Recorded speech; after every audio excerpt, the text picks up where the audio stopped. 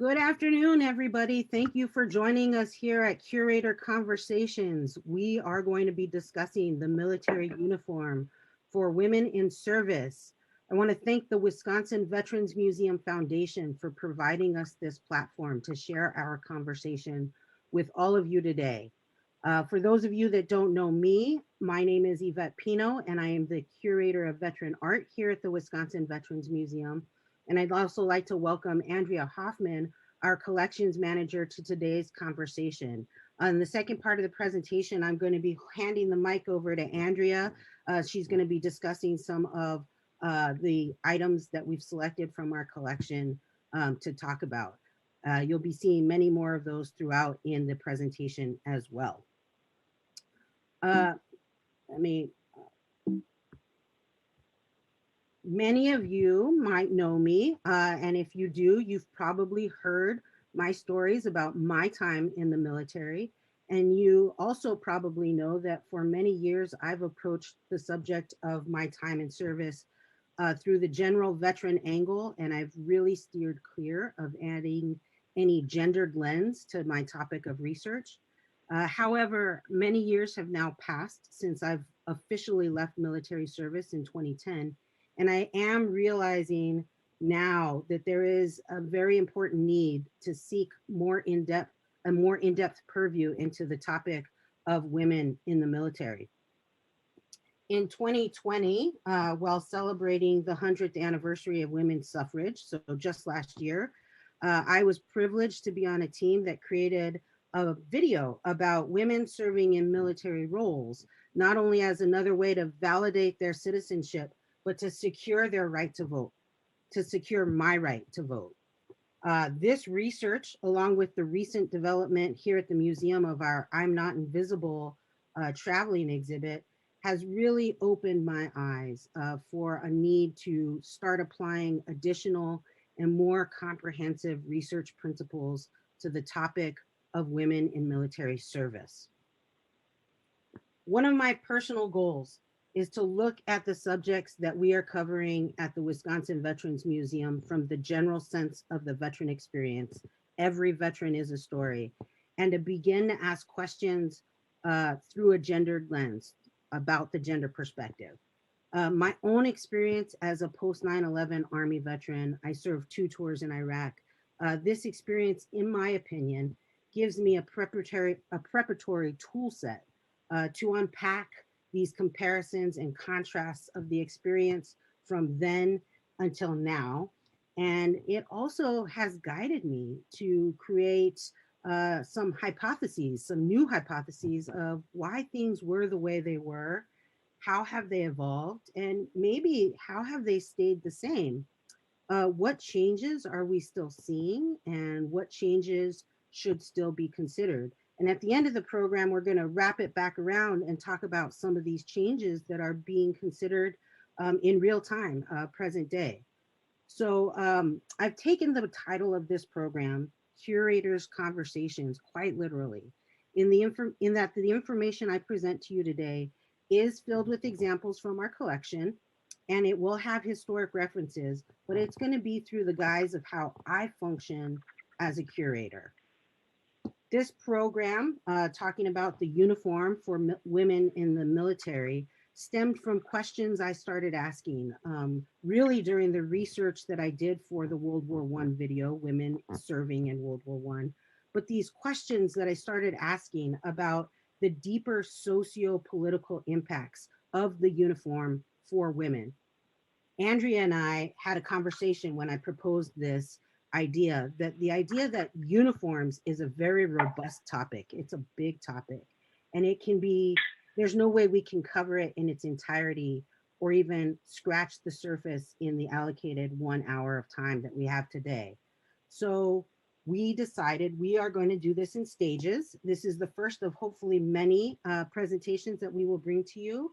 And just like we would for an exhibit development, we're going to disseminate relevant information to present to you.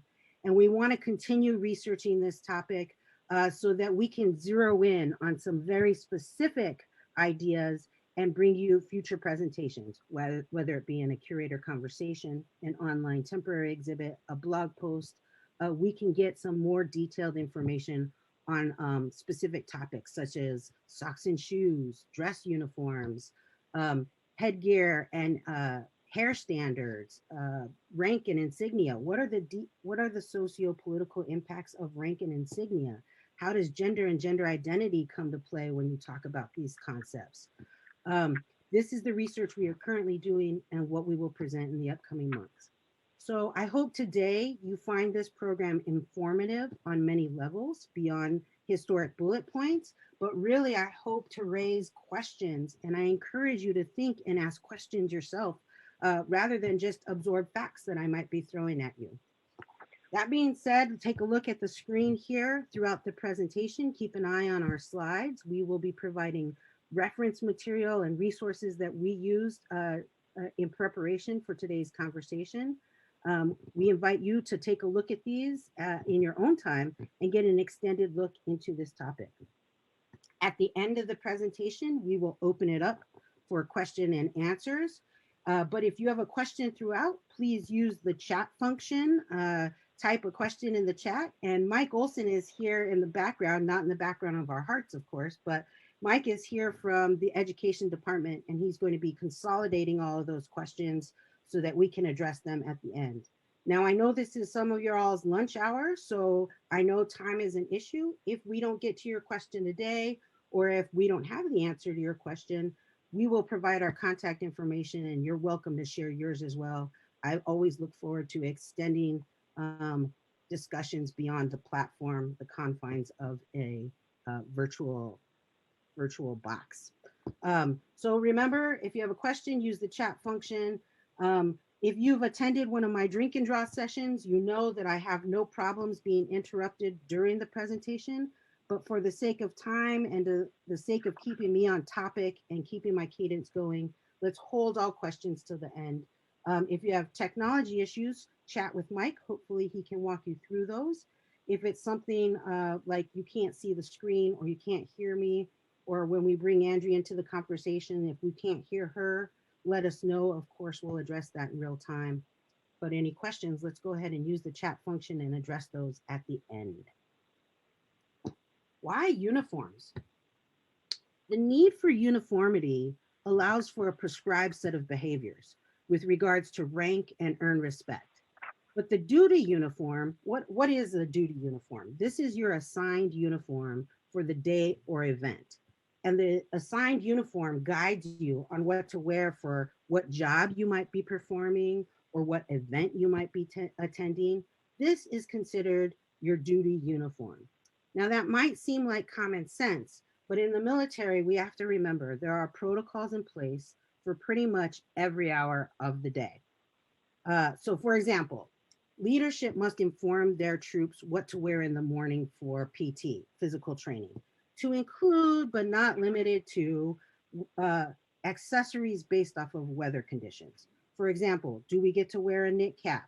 Do we not? Do we get to wear long sleeves or short sleeves? Is it just shorts and sweat and a t-shirt? Do we get to wear a sweatshirt, sweatpants? You get the idea. Now, for those of you that served in the military, like myself, you probably are laughing at that because in reality, no matter what the weather condition, you will always be in shorts and a t-shirt and you will never be allowed to wear your issued cold weather gear. So um, the idea is kind of fun to think about being able to wear that knit cap, but you really never get to.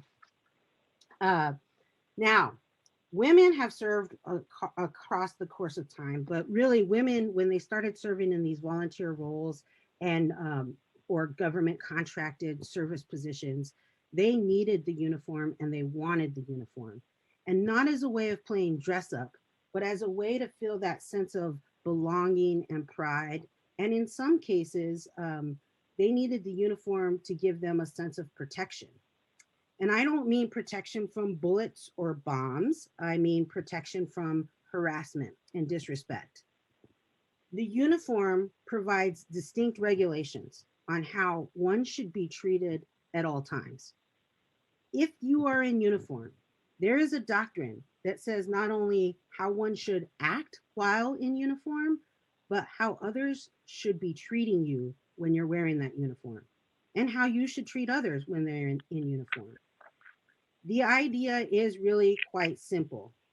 The written doctrine of uniform regulation provides necessary guidance to personal interaction between service members. Thus, in theory, socio-political attitudes should not cause any confusion because military codes dictate behavior, and any deviance from that behavior should be and could be punishable. Now, this is where one of the first questions I asked came up, my first hypothesis that I created when thinking about today's presentation. Did the dress code, when updated to reflect women in service, did this dress code deviate from traditional military doctrine and make exceptions rather than alterations, thus bringing in or welcoming in society's status quo rather than advancing it? And rather than advancing society's perception of women in general or advancing society's perception of women in the military. Did this doctrine, in fact, perpetuate stereotypes rather than ease them? Now, this was, like I said, my hypothesis. These were the questions I was asking. After further research, I won't say that that hypothesis was disproven, but the research did, in fact, take me down a surprising change of direction. When we think about traditional military doctrine and how the creation of the uniform for women might have deviated from that, in my mind, I saw this continuance of the formal dress attire, the very tailored skirts, and the suits as a way to perpetuate societal norms of the female appearance and behavior of the times. However, what I found is they didn't really deviate from traditional military doctrine. They included women to the standards of appearance and grooming with some necessary female specific components. The differences we start to see are not necessarily in the doctrine itself, but in the communication of this doctrine. How the protocols were presented were communication plans filled with stereotypical overtones and narratives that seemed like, for lack of a better phrase, dumbed down language that I'm sure was meant to invoke pride, but it only revealed layers of sexist and condescending suggestion. Now, if you are interested, the National Archives created a great blog post, and they discuss a film that was created for women in service in the Army in the 70s, discussing appearance and grooming standards for women in the Army in the 1970s. And there's a breakdown of this video from the script notes that has conversations about the adequate language and staging that was to be considered for the making of this film. And it really gives an inside look to how this doctrine was being presented. Now, I wanted to show you a couple of clips from that video and compare it to a contemporary film made at the time in 1971 called The Drill Sergeant.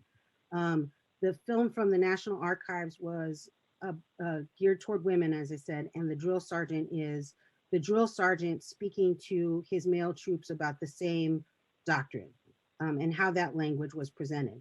For the sake of time, I really didn't have the time to sacrifice the additional 5 to 10 minutes to deconstruct those videos. But I wanted to bring this up. Why am I bringing it up to you? The reality is, when I read the blog about the film and the film notes for women in the Army in the 1970s, it made a light bulb go off. Um, that that was the idea that it was not, in fact, the doctrine that was different, but it was the communication of this doctrine that perpetuated these stereotypes.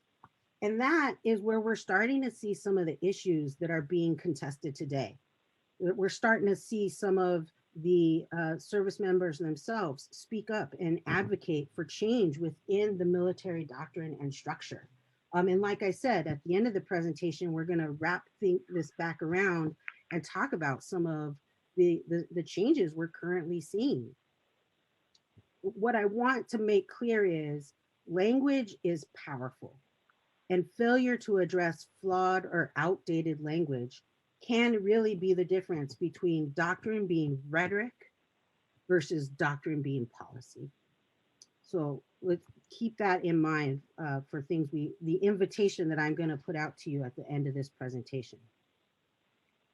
Now, I want to give full recognition to the procedural development of the professionally designed and well-tailored dress uniforms, specifically during World War II. As we see on the slide here, Mine Boucher, who designed the waves and the spars and eventually the female Marine Reserve uniforms in World War II. Um, Definitely want to give full credit to that. However, when it comes to field and duty uniforms, now we defined what a duty uniform is, the approach seemed more stunted, if not struck with a crisis of identity. I mean, after all, what field of operations would these women be working in? The concept of women in the field was overlooked, if even by women in the higher ranks. But perhaps it was the desire for the command to make sure that women in service, while in public view, that's a very important phrase, while in public view, look their very best to represent the worthy cause, and they could, in a sense, make do while actually functioning in their occupation. The way things look, perception, this is an idea that comes up quite frequently. Now, to be fair, that's it. That's a general theme of military doctrine across the board. That's not a gender specific idea that your appearance and standards of your appearance is should be taken at the highest level of consideration. That is an overarching theme of military doctrine. Uh, but it's this idea of perception and the way things look that really finds its way thematically quite frequently in the development of the uniform for women and the perception of women serving in the military. Now, when I was in the military, I was always taught perception is reality, train as you fight. If I had a nickel for every time I heard it, Pino, perception is reality, train as you fight, I would be a very rich woman because that is a very real part of the military experience. Perception is reality. But I have to say, how can you train as you fight if you're not given the adequate tools? Or if you're not even considered by those you are training with that your role is worthy beyond your role as a non-combat role is just as worthy. Now, part of the reason that women in leadership positions had to perpetuate these stereotypes was not necessarily that they did not want to advance the cause for women. In fact, it's the quite opposite. But women in leadership had to walk a tightrope. And I think some of this still rings true today, but they had to walk a tightrope. They are constantly balancing the advocacy for women in service. There's a constant fight to convince male leadership of the significant role that women could play in the military. And they're balancing that with stereotypical concerns of women serving, such as issues of strength, brain power, sexuality, and gender identity. The conservative approach of the World War I and World War II uniform was, as we'll see here in a few minutes, yes, based some off of the styles of the time, but there was also a need to show a very modest, non sexualized professional woman. And this need for modesty had to be balanced. So here's another tightrope. Tightrope. This need for modesty had to be balanced with the need to retain the feminine ideal. And the need to retain that feminine ideal was a topic that was used for recruitment practices. Women could serve, or women would serve, they believed, if they knew they would not be asked to give up their femininity, if they knew they wouldn't be asked to become like men or walk like men or look like men, that if they could retain this idea of femininity, if they could still wear their makeup, still do their hair, this could be used as a recruiting tool to encourage people to serve and to really encourage the parents, to reassure the parents that serving in the military didn't mean giving up that feminine identity.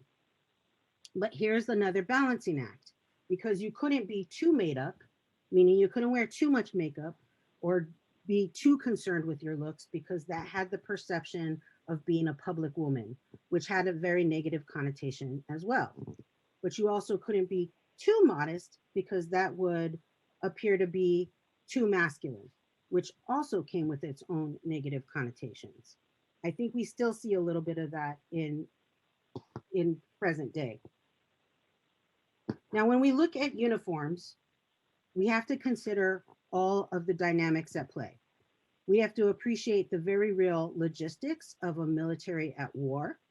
Generally speaking, there were shortages of supplies that resulted in the inability to move swiftly to outfit an entire force with adequate attire, not just female service members.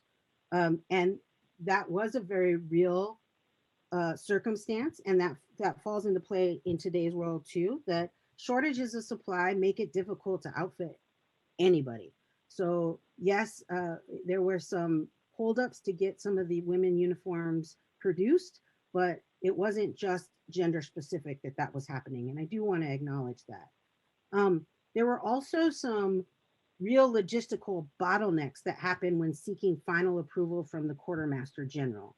We will see that with the development of the WAC uniform with Colonel Hobby and the tensions between her and the quartermaster section. And we also see that in the development of the WASP uniform. You see on the slide here, this is Jeanette Cappis's uh, WASP uniform, which is the famous Santiago blue uniform that not Jeanette, Jackie Cochran advocated for. And you see the wings here. If you want some more detailed information about this tension between leadership and quartermaster, visit the Dress for Duty book, which is one of the resources we discuss, and On Silver Wings. You get to see some of the memorandums and correspondence between leadership and the quartermaster and the development of these. Now, Women's Army Auxiliary Corps and WASPs were an official part of the military at that point, so they were still under the idea that they had to follow the uniform code and doctrines, but as an auxiliary corps, it wasn't exactly on the top of the list to get these things moving forward. And we see that in the development of the wing emblem for the wasps. Um, Now, we looked at a picture in the earlier slide that had women in the wasps sort of drowning in the coveralls of the male coveralls that were issued to them. And that we can get a little chuckle at that and see how these poor women were um, standing in these ill fitting uniforms. But when I see that, I have to ask at what point did safety uh, and issues of productivity arise? At what point were these ill-fitting uniforms creating hazards for these women, and how difficult was it for them to do their job because of these uniforms? And did this ever come up? Let's look at two different oral histories from two Wisconsin women veterans who served as nurses a generation apart. And the first is a quote from Dorothy Kramschuster Tompkins, who served in Saipan in World War II in the Army Nurse Corps. And I'm going to read her quote from her oral history. Well, I have to say something about the Army nurse uniform for overseas. I don't know if you're familiar with it or not, but some idiot designed a dress for the Army nurses, and it was a wraparound. It didn't have any buttons or anything you could close it with. It just had a belt and it wrapped around you, and you tied it with a belt. Well, there weren't too many occasions when you had to wear it, and we did have slacks and shirts, which we wore routinely, believe me. You simply couldn't, on a breezy island, hang on to that stupid dress. And every single Army nurse I ever run into hated that dress with a purple passion. And we all laugh about the dress now. And another one of my friends has this wonderful story about guys in South Carolina hospital with a big fan in the middle of the ward, like a ceiling fan, a big ceiling fan. She's a little cute person, now in her 80s, and I imagine as a young girl she was adorable. She said that when you would walk down this ward of 60 or more patients, they would wait until she got in the middle, turn that fan on high, and let her struggle. I want you to think about that. Think back to the quote that was on the earlier slide of the World War One nurses who were advocating for rank in the military in the uniform as that form of protection from harassment that I mentioned earlier. Now let's look at another quote from Deborah Thomas, who's part of our I'm Not Invisible exhibit, who served in the 70s and 80s in the Air Force as a nurse as well. I'll be reading her quote too. And at the time, the women's utility uniform consisted of dark blue cotton pants that zipped up the side, the light blue, and a light blue cotton shirt. They weren't really that good for a situation where you're out crawling around in the field and stuff like that. So we're given permission to talk to boyfriends or male classmates to see if we could borrow a pair of their green fatigues, or as they called them, pickle suits. And I got a guy's fatigues that he was probably 6'4", and I did a lot of rolling. I think the waistband was up under my chin. When I first went in, after I did my training, and even while I was doing my training, we had to wear hospital dresses. That meant, wearing dresses and nylons and nurses' shoes. And wearing a dress wasn't always the most logical thing, especially if you're having to climb up to get supplies, or if you're down on your knees drawing blood from a person on a striker bed and he's upside down. Dresses were not the most conducive thing. And pantsuits came out about 73 for hospital individuals, and it must have been, 76 or 77 when they finally authorized a pantsuit for the women, that, your service duty dress uniform. And it took them a long time to figure out that women's fatigues just weren't conducive to some of the jobs they were having women do, especially in the late 70s. So they finally said, well, you can wear green fatigues or the pickle suit that everybody associates with like Vietnam.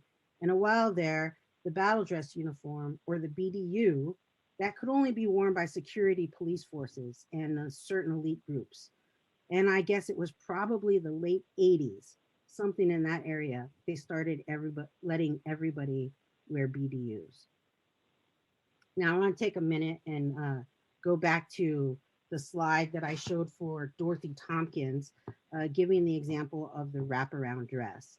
And I want to thank Andrea for finding that image, because we currently don't have one of those in our collection, but she found this image so you could really get this idea of, honestly, you're just walking around with a robe in that design. I know that's not exactly the case, but I thinking about trying to function in my job in that dress would be difficult. So thank you for finding that image, Andrea. We do have in our collection the male coveralls that were either issued to or acquired by Dorothy Tompkins, that she had to modify. Andrea, are you here with us? I know we were running into some tech issues. Well, can you hear me? I can hear you. I take it you weren't able to get on video yet. I was unable to, but that's fine. We can go from here because I am very familiar with the coveralls and everything else to come, so I will improvise here. So yeah, I did have some things I wanted to add about Dorothy's coveralls. First off, I just want to back up a tiny bit and say that because the Army Nurse Corps was already well established before World War II, these are the women who were really the first to realize the complications of having an Army Quartermaster Corps that was completely unprepared to tailor women's clothing. This was also in the midst of an effort to greatly increase the number of nursing volunteers. And part of this recruiting effort led to loosening restrictions that had been put in place after World War I. So now members of the Army Nurse Corps could be older, shorter, and way less than those who came before them. This really further complicated the original plan to provide women with garments that simply came in generic sizes like long, regular, or small. Also, materials they first used were often inappropriate for the work required, they shrank, or they otherwise held up poorly. While Dorothy's coveralls are made of herringbone twill, which we often refer to as HBT, and they were practical and durable, even if prone to fading, the fit and practicality of the design were totally off. When these coveralls were first introduced in 1942, it was pretty quickly realized the one-piece design was impractical for more than just their fit, but also for, pardon me, basic personal sanitation reasons. Two-piece versions would become a later option. Still, Dorothy appears to have regularly worn these coveralls and, in fact, modified the belt by shortening and widening it at the sides to better fit her figure, probably as much a practical as an aesthetic upgrade. You'll also note she cut off the sleeves and left the cuffs raw, thus negating some of the protective qualities of the design. These coveralls were actually purposely designed to help protect against gas attacks. And while you can't see it in the photo, there is an extra flap of material under the front placket, as well as fitted tabs on the cuffs of both sleeves and the pants for extra protection. Yeah, so Andrea, I'm looking at the image here on the screen, and we can definitely see where the cuffs are cut off. We also have that image you provided of the coveralls where it's opened up and there's a flap inside. I was wondering, did Dorothy modify that flap on the inside? No, that is the same from what I recall. Okay. Yeah, so we have that. And then we also have the example of the two piece from Agnes O'Brien's collection. And you and I were looking at this picture of the pants on the mannequin. And tell everybody what you noticed when you were preparing this image. Yeah, I actually didn't want you to use this photo. I was embarrassed. It Oh, didn't look great. And the reason was the pants were too tiny to fit on our mannequin. So they're actually pinned to the front in some sort of semblance of what they would have looked like. well, I appreciate your attention to detail, but I think it's really interesting to note just how small these women were trying to fit into these uniforms. And we have the picture of the two piece, and then we also have from Roberta Wells, who was in the Marine Corps, the two piece, and there were two distinct fabrics used for the pants and the top, and that's noted on the slides. So I've asked a lot of questions here, and I've put a lot of information out there about the socio-political context. And we're going to be looking at some more uniforms with Andrea that we've selected beyond the slides that we've seen this far. But I really want to take a moment to let you know that this is how I'm thinking, and my conversations with Andrea are, we're thinking about the bigger picture. As an artist myself, I really appreciate the information that's often shared about famous fashion designers and couture houses that are brought in um, to design some of these uniforms. But I believe there's a greater narrative at play here. I believe there are stories about women in uniform and women's uniforms that maybe haven't come out yet because we're not asking the hard questions, or we're not asking enough questions, or maybe we're just not asking questions at all. So I really hope that that's what my role can be here. And I hope that some of you aren't disappointed today that we're not bringing the more fashion forward approach to today's conversation. But I do want you to know that I value the artistic relevance to that storyline. But if I'm going to start looking closer at my military experience through a gendered lens, I need to start asking some really serious questions that I've refused to ask before. Like, why can't we seem to get gloves that fit women? And all jokes aside, we talked about Dorothy's coveralls that she modified the sleeves, and that negated some of the protective qualities of that. When I was in my mission oriented protective posture, my mop gear, the gloves that were issued to me were about 2 inches too long of my fingertips. So much so that if I had to do the decontamination process, which involves tearing of a small paper, pulling out a material to rub on my body, I could not do that functionally and correctly. And so that actually would have put me in harm's way had I need to actually follow through with that decontamination process. And I did, in fact, have to be in my mop gear for several months while in service in Iraq. So these are some real questions that I'm starting to ask about the concerns for the welfare of our fighting force, and wondering if it is logistical reasons based off of supply issues like in World War II. Is it that we can't get the designs narrowed down? Or is it an indifference to wanting to advocate to change in the designs? I think our current military leadership is working on those changes that, like I said, are being brought about by current members in the military right now. So let's move on. Let's talk about the wax first. Um, and we are going to look at a collection from the wax that I asked Andrea to discuss. But first, some facts about the wax. Also, if you're interested in a historic background about the Women's Army Corps, the Women's Army Auxiliary Corps, the WAFs, Andrea wrote an incredible blog post this month, which we can share the link in our chat for you to go and learn about some of the historic background of these women positions in World War II. And it gives a really good overview of the diversity of the women that were serving in those ranks. So let's talk about the uniforms.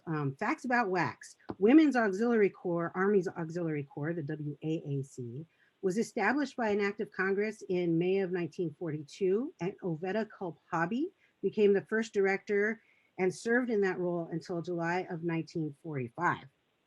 Not an official part. They were not an official part of the Army until July 1943, and they became the WAC, the Women's Army Corps. And the first class of officer candidates shipped overseas, and their ship was sunk, and they were rescued by a British destroyer. These women were assigned to General Eisenhower's headquarters in North Africa, and at the same time, they were WAC serving in England. And the information that I'm sharing with you today is found in Dressed for Duty. I believe this is in volume 2 of that book. Now, most of the WACs were on duty at General Eisenhower's headquarters in the 8th Air Force installations. And during the time of organizing the WAC, Colonel Hobby had the only WAC uniform in existence. And the story goes she used to carry this electric fan around with her. And that's because she had to wash her uniform every night and she needed that electric fan to dry it to make sure she had a dry uniform for the next day. They were all very excited that initially the uniform design would not go to the Army quartermaster, and that assignment was given to Dorothy Shaver, who was the vice president of Lord and Taylor of Manhattan, and Colonel Hobby assisted with the creation of that uniform.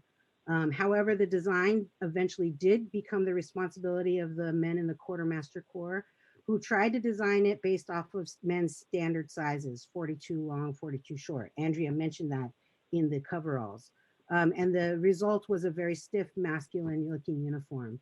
And finally, there was a women's clothing section created within the branch of the development branch of the military planning division, and it was in New York. But procurement of these uniforms was difficult initially. And so some of the WACs didn't have uniforms in training or when they actually graduated. And we have an incredible quote from Eunice Hall, who served in the WACs in World War II.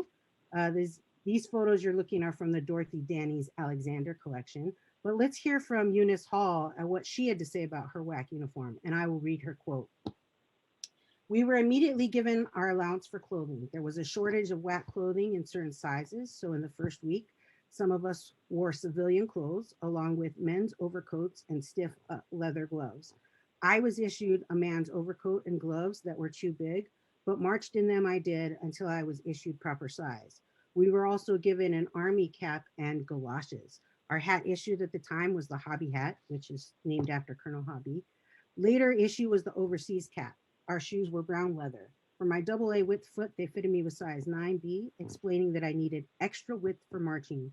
During the second week, we were properly fitted for our uniforms, olive drab for winter, khaki for summer, and included were shirts, skirts, ties, and a brown handbag.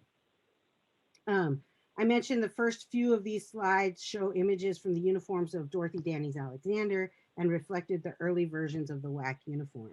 Now, we chose a WAC uniform from the Marie Kutz collection because I asked Andrea to choose this jacket because it discusses the Ike style jacket. And I mentioned that the WACs were attached to General Eisenhower's squadron, and it seems fitting that they would be wearing this jacket in that style. But let's let Andrea expand a little bit on the Ike jacket. Yeah, sure.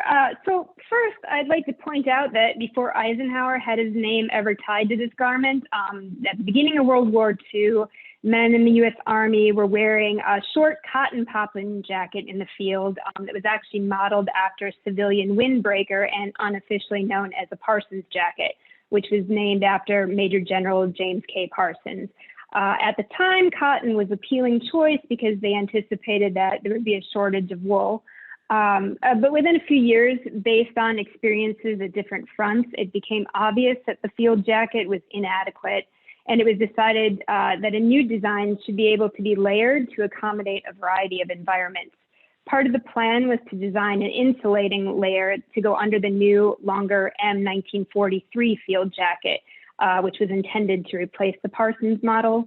Eisenhower, who reportedly greatly admired this short British battle dress jacket and wore a stylized version of it that was custom tailored for him in London, had already requested the well-functioning design be replicated for American troops. The resulting short-waisted jacket field wool olive drab became standard issue by the end of 1944. So for women who were serving in the European Theater of Operations, or ETO, they were actually quick to receive their own version of the Eisenhower jacket, Marie being no exception. These were officially designated women's wool field jacket. Beyond the layering benefits, the design was also known to allow greater movement and generally be more comfortable. Female Army personnel were able to get their own version of the Ike jacket so quickly because they were produced in Britain and Ireland. Still, a lot of these women opted to have their jackets custom tailored locally, sometimes in officer quality materials in a darker olive drab shade. Other women had their older service jackets remodeled instead to the shorter style to save money on a new uniform. One benefit of the new jacket was the snag-proof buttons, which are all neatly hidden beneath the fly front and under the scalloped pocket flaps that you see. Additional buttonholes on the back of the interior waistline would attach to corresponding buttons on the trousers to fasten the two together and therefore prevent any unsightly gaps. The jacket could also be worn with skirts from the previous service uniform. Interestingly, women like Marie were not actually allowed to wear this model of jacket back in the United States. In January 1945, a simplified version of this one that omitted the patch pockets on the chest and actually had more of a bloused front and was therefore considered more attractive on more figures was approved and authorized for optional wear stateside. But the design was not actually well received at all, and while the Army Nurse Corps approved it, the Women's Army Corps never did. In closing, I also wanted to note that these iconic jackets continued to be issued to U.S. troops until 1956. And 13 years later, when he passed away in 1969, Eisenhower was actually buried in his namesake jacket. Yeah, I sort of loved looking at the research of this jacket, and how it was made in Europe was really quite interesting to me, because there was procurement back in the United States was really difficult to get these made. So the women actually were allowed to go to, I think it was Debenhams Limited in England, and have them produce the jacket for them. And I actually asked Andrea to discuss this jacket because in the last year or two, I've been researching a Chicago veteran named Belen Jacques. You saw her photo in one of the earlier slides, and you'll see one here coming up, who was a flight surgical nurse in Korea and Vietnam. And I started researching her story and researching her uniform and what flight surgical nurses do. And I was drawn to the look of some of that uniform. And I saw items in our collection that were similar in style. And that's why I asked Andrea to talk about that, because I've been researching Marie Kutz's story as well. So we have some comparisons to a flight jacket from Martha Schramsky. And Andrea, I don't know if you mind, but would you talk about the Martha Schramsky blue flight nurse uniform? Not at all. It's a great piece. So I'll just point out first that so the blue flight nurse's uniform officially consisted of what was labeled the type F1 flying jacket and type A1 aviation slacks. But you'll notice right away that there are a lot of similarities here to the Ike jacket and trousers combo we just discussed that was worn by female Army personnel starting at the end of 1944. Interestingly, though, this combination precedes the other by over a year and was first standardized for air evacuation nurses in June of 1943. As I mentioned earlier, the Ike jacket and trousers were directly influenced by the British battle dress jacket.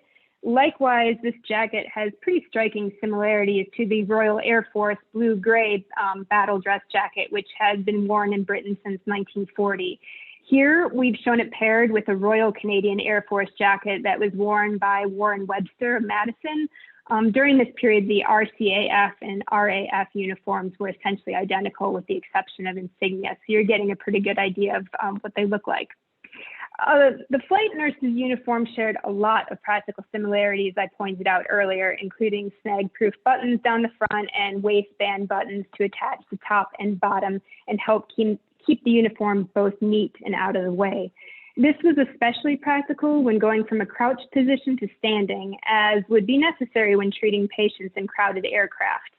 I will also note that the upper sleeves have ample room to allow free movement of the arms.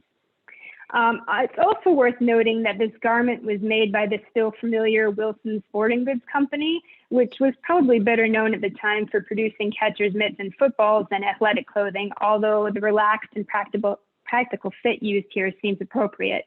During the war, Wilson's production facilities were retooled to also produce materials like tents, duffel bags, and helmets. I should also note that one of the reasons I'm happy to talk about this piece is that it's also pretty incredibly rare. The blue flight nurse's uniform was phased out pretty quickly for those in the ETO in favor of an olive drab version. There was also a version that was made of insect-resistant khaki cotton twill, which was officially referred to as a K1 very light uniform that was introduced for flight nurses at the beginning of 1945. Gosh, thank you. I was always thrown off. I think the Wilson tag you mentioned to me probably a year and a half ago, Andrea. I don't think you remember that conversation, but you had pointed this out to me a long time ago, and I remembered when we were preparing for today's talk. So I'm glad that you added that in there. Um, so I mentioned earlier that some of these uniforms were designed off of the fashion styles of their time. One example that I asked Andrea to discuss was Ada Hosford's uniform from World War One. Now, Ada was a yeoman female in World War One, which is one of the few positions that women could hold during that time. And I wanted to look at this uniform because it was outside of the purview of what we normally talk about with women serving in World War One, which is the very notable and admirable work that the women nurses and physicians did. But this is a great example of a different role that a lot of people don't know existed. And when Andrea shared this uniform with me, I was immediately drawn to the history of the garment's appropriation of the Norfolk style jacket. So, Andrea, would you tell us a little bit about what a Norfolk jacket is?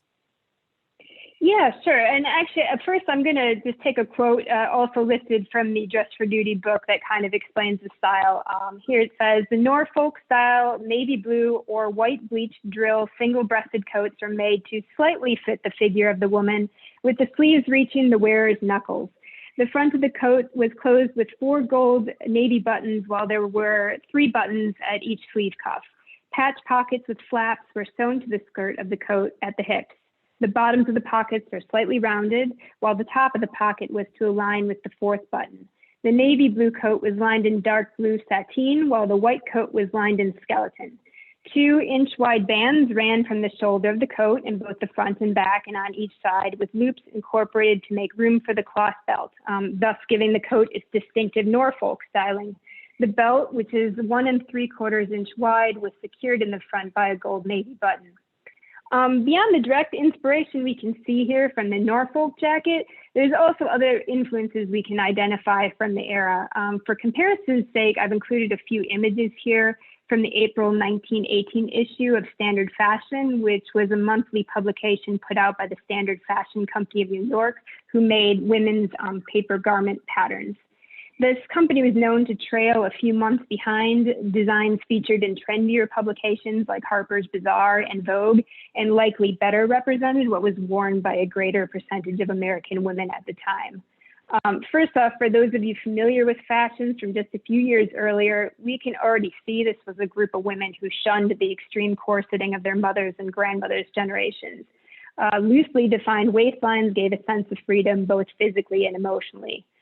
It would be easy to assume some of the features we are seeing in the uniform, like looser fit and shorter skirt, were concessions made to make it a more practical garment for military service, but in fact, these were already widely seen features in civilian clothing at the time. Yet this uniform is hardly what would have been considered fashion forward. While Vogue magazine predicted in 1917 that both the pocket and belt that had been wildly popular in women's garments for years was finally on the way out, both are still prominent features in Hosford's uniform. Vogue also mentioned continuing popularity of the barrel skirt, which was more fitted toward the ankle and thus greatly more constricting and less practical.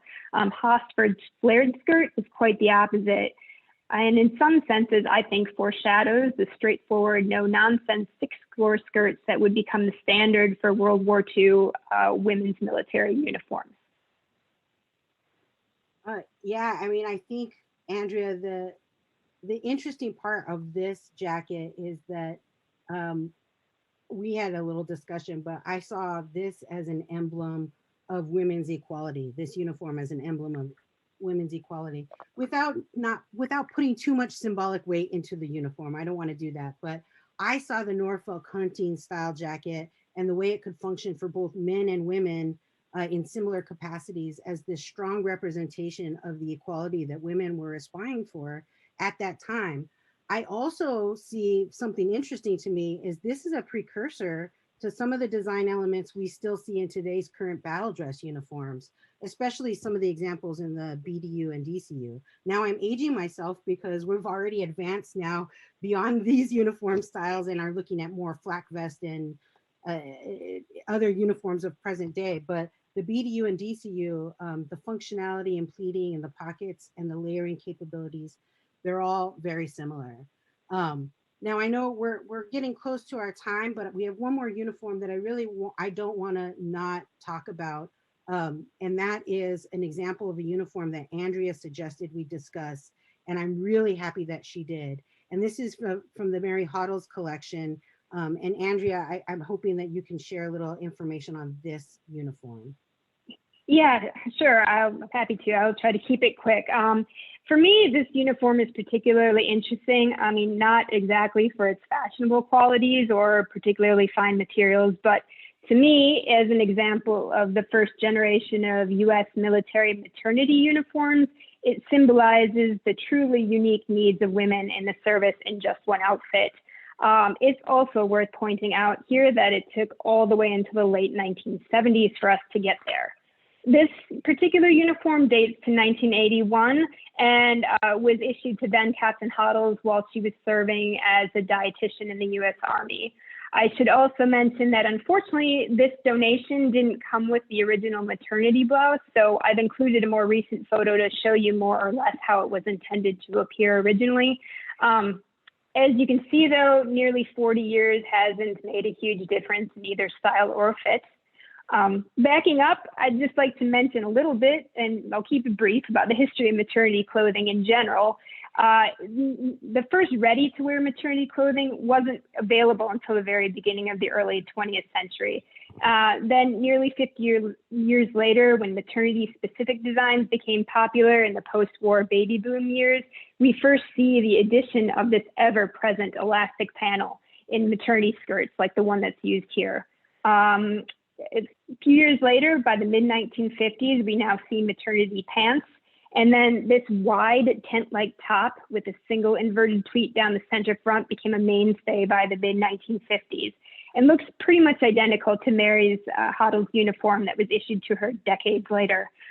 Prior to this period, women certainly did get pregnant while in service, but it was dealt with through automatic discharge. It wasn't until the 1970s, during a period when the armed forces were all volunteer-based, that this was reconsidered in an effort to better appeal to women. So starting in the early 1970s, pregnant women could stay on at the discretion of their commanding officers, accommodating their positions as necessary, although this was to varying success. The accommodations did not, however, extend to their wardrobe, and when uniforms no longer fit, these women were forced to wear civilian clothes to perform their positions, a move that received complaints and was considered to undermine morale. So between 1978 and 1980, this particular complaint was dealt with through the development of the first military maternity uniform. Just as a quick side note, I wanted to mention that I read an article from just a few months ago that was stating that as of December 2020, lawmakers were pushing to pilot a program to issue maternity uniforms and related items to pregnant military members on a temporary and as-needed basis. So now, instead of being forced to purchase additional uniforms, pregnant service members would be issued maternity wear that would then be returned, cleaned, and repaired and reissued to other expectant mothers.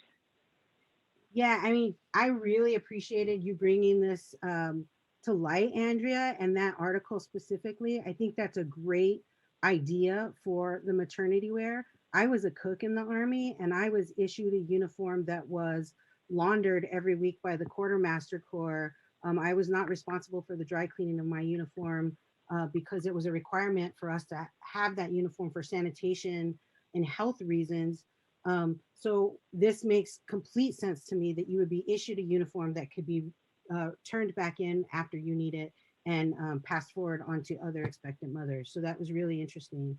And I think that's a perfect way to wrap up and discuss. Like I said, we wanted to talk about some of the changes that we're seeing right now.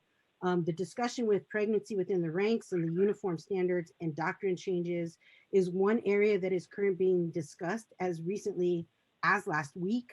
We're also seeing a great deal of changes regarding the hair standards for women, which you can see some of these slides that I talked about. And we're seeing changes in policy for shaving policies and hair policies for men. And there are things that are happening in real time.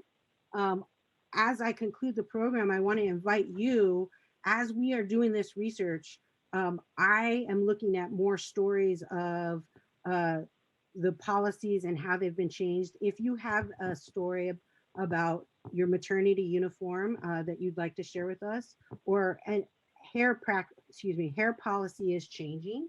I started doing research earlier this year on legislation called the Crown Act, which is happening in Wisconsin and across the country, which is legislation to help prevent discrimination of natural hairstyles, specifically toward Black women. And women within the ranks have actually advocated for change and got change made to these outdated hair policies. So I want to know more stories about those policies, and I'm also interested in the shaving policies for men and policies on wigs. So if you have any stories that you want to share with us, I welcome that. Not only you can reach out to me via email, but we also have an incredible oral historian, Luke Sprague, at the museum, where we can gather more stories to tell. Now, while Mike's gathering all the questions for us in this question and answer, this is a bonus story. This here is a mint green uniform. And Andrea, I'm sorry you gave me the title to put on that. And I just realized I didn't put it on the slide. Um, we can all say this actual conversation was prompted about 10 years ago at my first Women's Veterans Conference that I attended at Fort McCoy in, I think, 2011. We all used to go to Fort McCoy for a couple days, the women veterans in Wisconsin, and have a conference with breakout sessions. And we were all gathered in the cafeteria one night, probably around a midnight snack, just sharing stories. And it was a cross generational section of women veterans. And we somehow got on the topic of uniforms. And the topic of this mint green uniform came up, and there was a cacophony of laughter from several of the women that served in the 70s and 80s. And all of a sudden, all of these stories came out about how horrible this uniform was. You couldn't keep it ironed, you couldn't iron it, it was static, clingy. And I thought they were talking maybe about this uniform. This is from the Mercedes Stewart collection here at the museum. This green uniform is what I thought they were talking about. And Andrea said, I think they might actually be talking about this uniform. So I wish we were recording that night, because all of the stories that were prompted from talking about this uniform really taught me what the women that came before me had to experience in terms of like having to attend etiquette classes versus going to the range or makeup lessons. But this is the bonus story. This really probably was the catalyst for me thinking about these ideas of the uniform for women. I do want to open it up to questions. Mike, like I said, was consolidating questions for us. My contact information is on the top left of the screen, yvette.pino@dva.wisconsin.gov. And then Andrea's information is there as well. Do we have any questions, Mike? Yeah, I got a couple of questions. Let me put them up on the screen for you. Okay, let me stop sharing my screen here. Sure. All right, there's the first one. Very interested in learning more about the history of military uniforms and the meanings and symbols and design choices such as trench coats, chevron symbols, and the shoulder details. Is there a website, book, future you could recommend for me? Well, the book I would recommend starting, and then I'm going to give that over to Andrea too, because Andrea is the one that led me to the books that I needed to research. And Dressed for Duty is this book here. You can find it on Amazon. We also have it in our library at our research center at the museum. And then that goes over a lot of the background of the uniforms in development.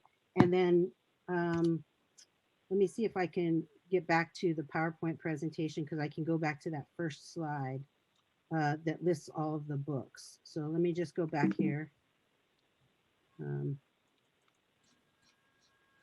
I put dress for duty down in the chat function as well, Yvette. Great. Yeah, I'll go back to the slide here. Sorry about this, guys. Just real quick.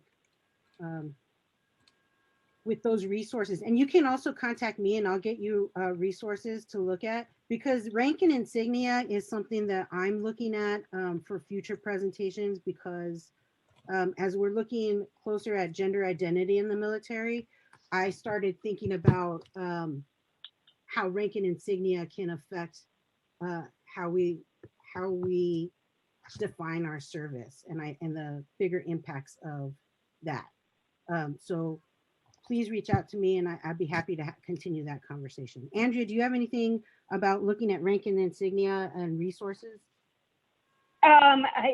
That's actually a pretty broad topic in terms of there are numerous books that I can think of that would be useful. And unfortunately, because I'm doing this from home, I don't have them immediately in front of me, but this is the kind of thing I'd be more than happy to help with. So please shoot me an email, and I'd love to save you the years it took me to find some of these resources. There are some good ones, but they're not always easy to find. So shoot me an email. Yeah, from the artistic side, I look at the rank and insignia books quite frequently, and that one's at my office too, Andrea. I have the book on the rank and insignia. So yeah, email us and we'll get you that reference for you. Okay, next question, Mike.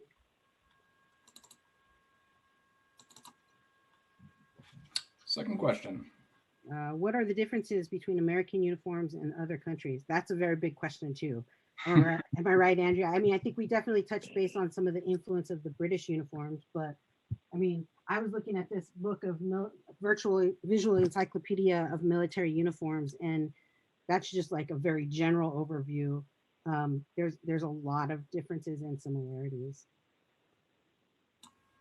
Yeah, I think we cut one slide from our presentation that showed a bunch of women, British women who are from the Women's Army Auxiliary Corps. Their uniforms are almost identical to American women's uniforms at the time, but it's not something that we get to deal with a lot, I guess, in our collection, since we're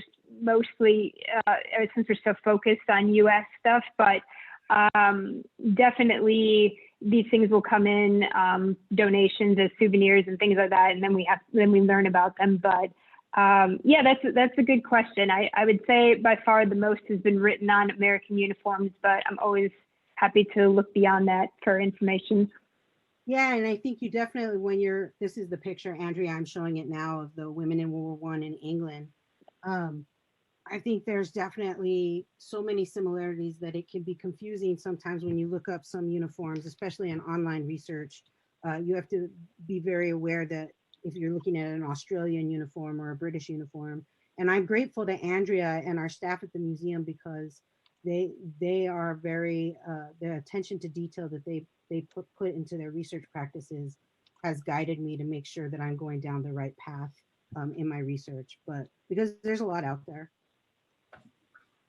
I think sorry, go ahead. Oh, sorry. I was just going to say we have one more question when you're done addressing this one. No, I was just going to quickly point out too that I think what we found, and I mean, I guess I had a more difficult time answering this question as it pertains to women's uniforms. So I think we see a lot of interesting thing going on in men's uniforms, and in a lot of ways, once you had a great idea, that thing would stick around, and you will see the same uniforms appear in different parts of the world and be recycled over and over. So we do have to be very careful when we are doing our research to know exactly what we are looking at. Anyway, yeah, please let us know what the last question is, Mike. Thank you.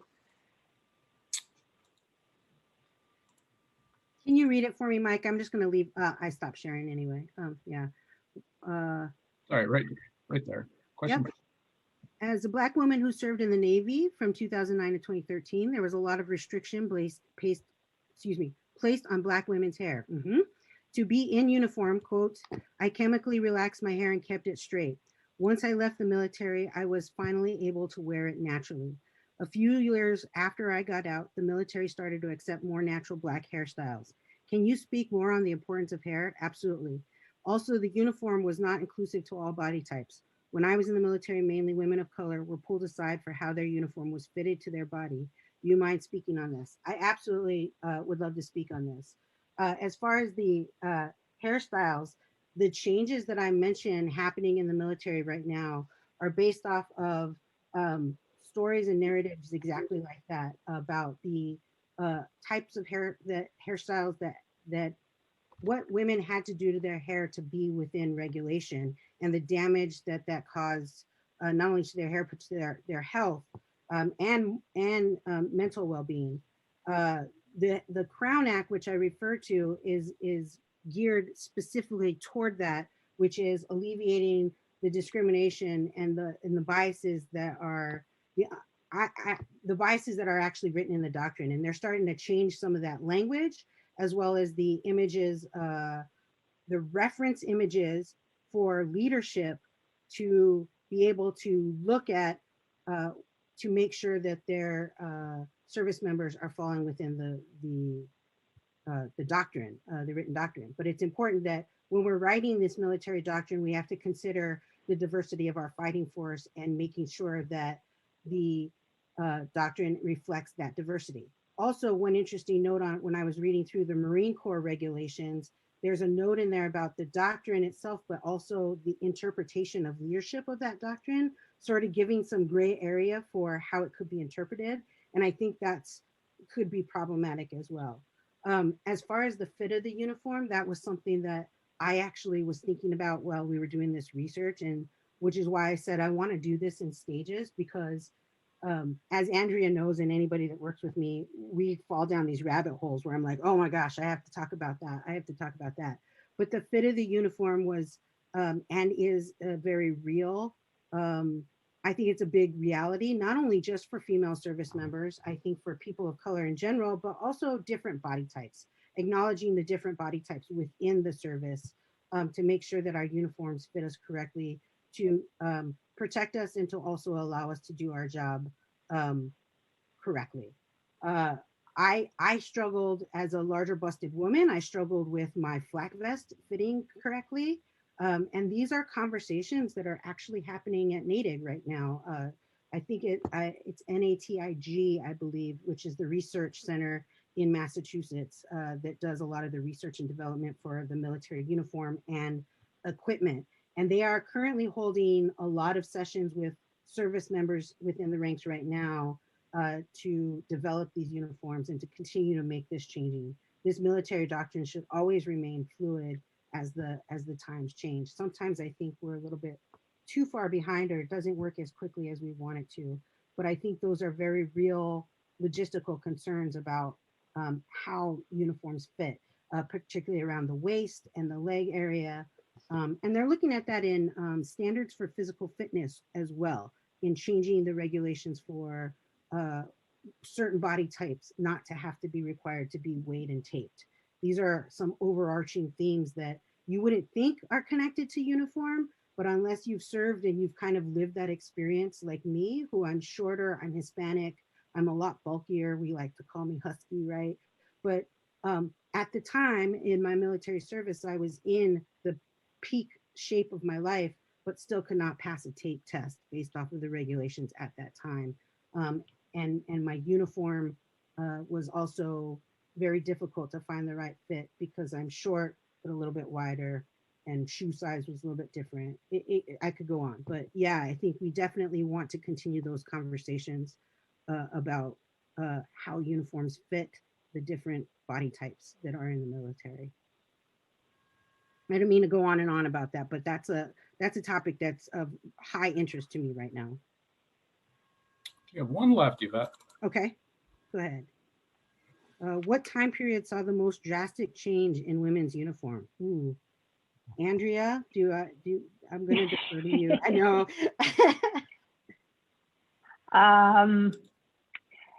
Say right now. Boy, I'm sorry, what was that? I said I'll say right now. Yeah, absolutely. I mean, the things that are donated to us now look drastically different than they did. I'd say, from Vietnam, World War I through Vietnam, you're kind of seeing the same idea, just slightly modified. But to actually get field-worn uniforms and stuff now, and camouflage pieces, and all the ACUs, DCUs, all of that is a big difference for us. But yeah, I don't know, that's a difficult question. I would say, do you see, so I'm going to kind of preface this with, we are, actively trying to, look at more uniforms and more collections from the Cold War and some of the more current conflicts that we don't necessarily have within our collection. But I think in the research of like the 70s and 80s, and, I gave the bonus story about the mint green uniform. For me, in my research as a, I'm not a historian, and I'm not a collections manager like you, Andrea. So I'm looking at this very much through the lens of being a veteran, and also obviously through the artistic lens. But these changes that I see in the 70s and 80s for women. I mean, in the 70s we now have women joining the ranks of the military academies, which we were going to present one piece from that, but I want to spend a lot allocated time on women in the military academies. But that starts to happen in the 70s. We talked briefly about women bearing children and being able to continue to serve through pregnancy.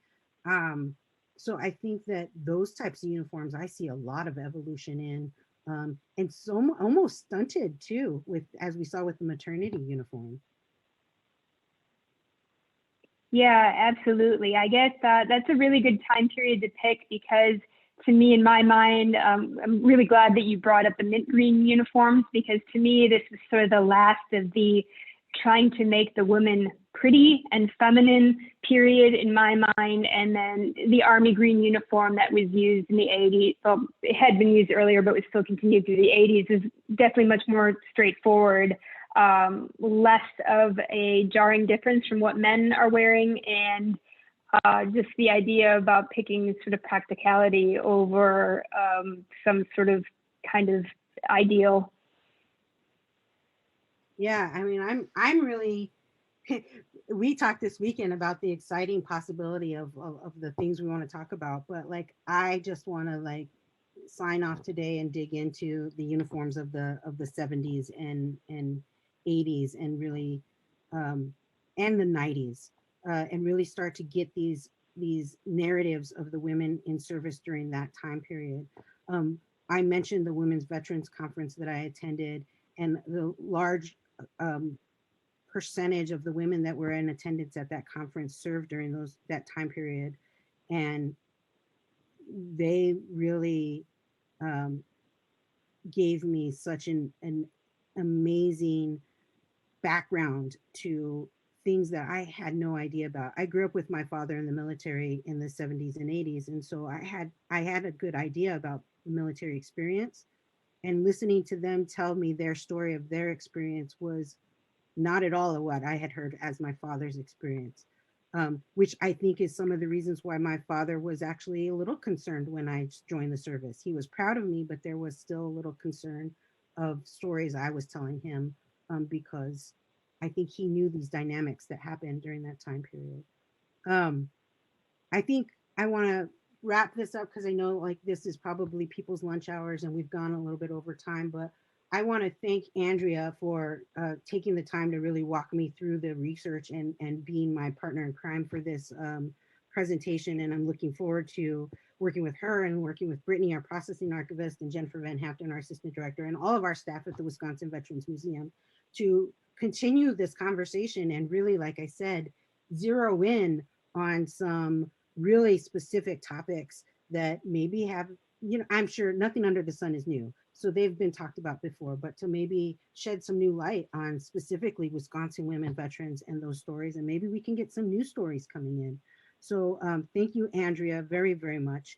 Thank you, Mike Olson, for being our guidance here in the Zoom platform. Thank you again to the Wisconsin Veterans Museum Foundation for providing us this platform. And thank you for joining us at Curator Conversations. We do have these very frequently, and we have more events coming up, virtual events at the museum.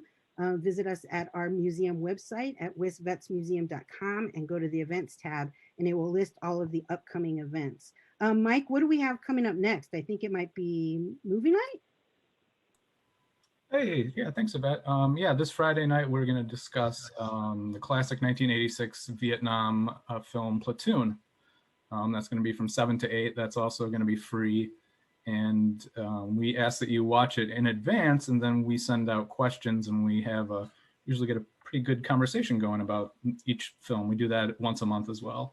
Yeah, movie night's a lot of fun. I love watching the discussions that come out from the movies. You guys do a really good job of preparing those discussions. And then we have some, please visit our events page because we have some more amazing events coming up on the horizon. Um, thank you, everybody.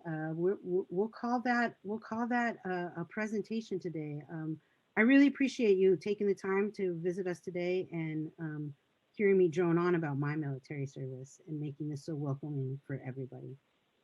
Have a wonderful day. Stay safe. Please wear your mask.